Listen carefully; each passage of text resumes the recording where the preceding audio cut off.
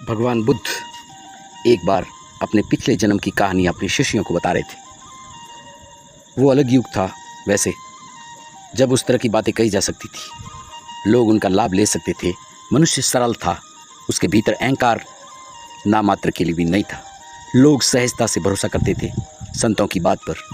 आज अगर कोई उस तरह की पिछले जन्म की कहानियाँ कहेगा तो भरोसा मुश्किल हो जाता है। लोग बहुत जटिल हुआ है और लोगों का अहंकार बहुत प्रगाढ़ हुआ है। तो बुद्ध ने कहा है कि पिछले जन्म में मैं जंगल में एक हाथी था। उस वक्त जंगल में आग लग गई, सारे पशु पक्षी भागे जा रहे थे। दुख से कौन नहीं बचना चाहता, हर कोई भागना चाहता है। तुमने पशु पक्षियों को दुख से बचने के लिए भागते देखा है क्या?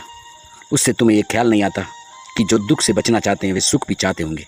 क्या तुम्हें ख्याल नहीं आता कि कभी जाने अनजाने उनके हृदय में भी ये आकांक्षा जगती होगी जो आनंद की है? पशु भी जानते हैं सुख दुख, और उस पीड़ा को भी जानते हैं जो सुख दुख में उलझ कर मिलती है। कभी उनकी चेतना में भी वह क्षण आता है जब दोनों के पार हो जाने का भाव उठता हो। हाँ, ये बात है कि निश्चित ही वह विचार उतना स्पष्ट नहीं हो सकता जितना मनुष्य का होता है। मनुष्य को भी बहुत स्पष्ट है, और कई मनुष्यों को भी कहाँ बहुत स्पष्ट है। बस थोड़े से मनुष्यों को स्पष्ट है।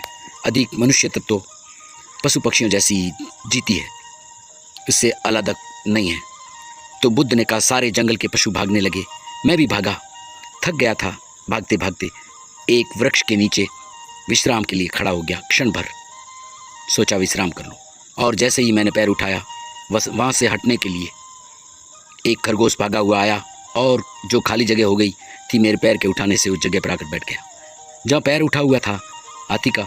क्योंकि मैं उस जन्म में हाथी था, खरगोश वहाँ नीचे बैठ गया।